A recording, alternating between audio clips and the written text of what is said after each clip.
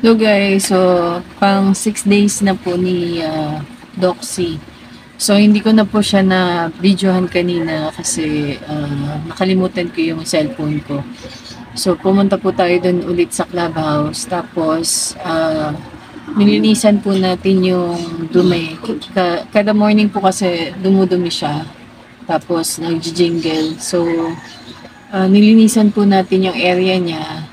And then, binigyan ko po siya ng pagkain at saka po ng gamot para po, magtuloy-tuloy po yung paggaling ng sugat niya. Then, pagkatapos, pinakawalan ko muna siya. I mean, tinanggal ko yung kadena na nasa leeg niya para makaikot siya dun sa clubhouse. So, nakakatakbo naman po siya ng maayos na. At saka, yung paa niya, yung namamaga po dito, medyo naghihilom na po ng konti. Konti-konti lang. Hindi po siya ganun kabilis. So, mamaya pong hapon, palilikuan ko siya kasi wala akong bantay ngayon dahil may pasok yung anak ko. So, hihintayin po muna natin na magkaroon ako ng kasama para po mapaliguan ko yung si Doxy. So, babalikan ko po siya mamaya. Then, papakita ko po sa inyo kung ano po yung itsura ng Doxy mamaya. So, guys, andito sa clubhouse. Pinapakain ko siya. Hapon na po ngayon. So, umaga. Tapos ngayon, pinakain ko siya. Ngayong hapon. And then, babalik ako mamayang gabi para pakainin ulit siya. Then, painumin ng gamot. So, yun. Nagkalat na siya. Kaya dapat maglinis muna ako. Then, papaliguan ko siya. Ngayon, para malinis.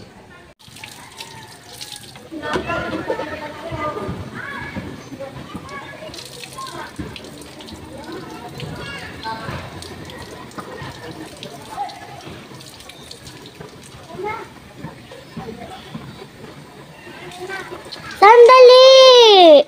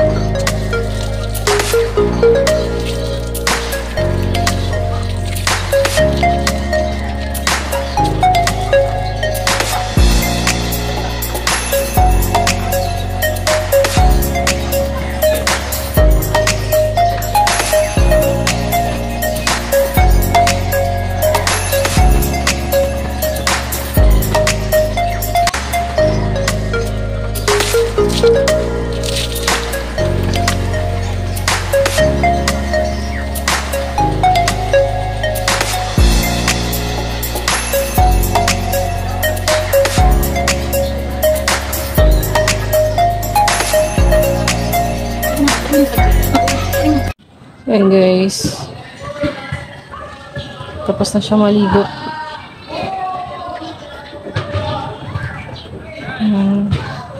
Pinkish na yung sugat niya. May improvement naman kahit konti. So sana magtuloy-tuloy. Balikan natin siya mamaya.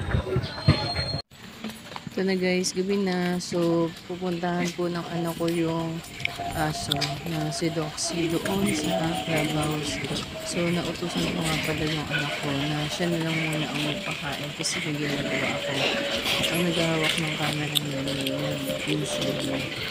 So, let's go, guys.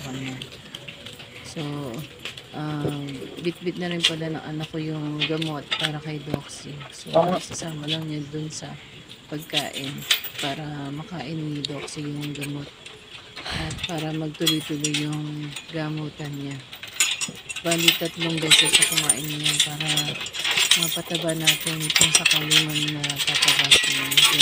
Sana nga gumaling at mas mabilis yung improvement niya dahil na araw-araw naman po natin siyang inaasal. So nandito nga po pala yung yung aso na mag-ina.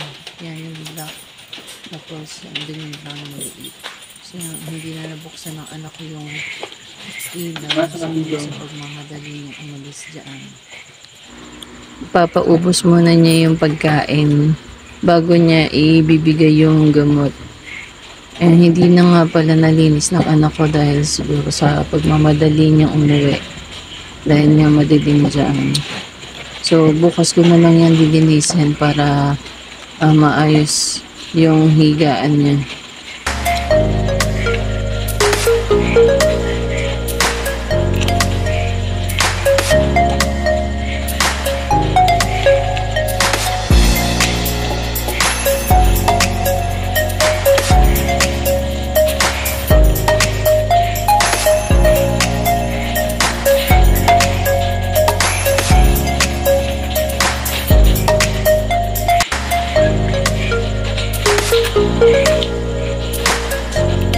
Ito yung gamot niya.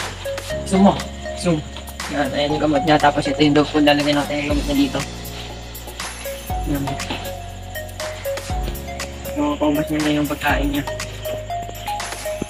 Ayan niya. Ang ulam niya pala, liver. Yung katay. Tapos, ginawa namin adobo. Then, nilagyan namin na dog food. Ayun, naubos niya na yung pati yung gamot niya. Then, ito naman yung tubig. Ilang hindi ko yun. Yun. Nakain ko na si Doxy.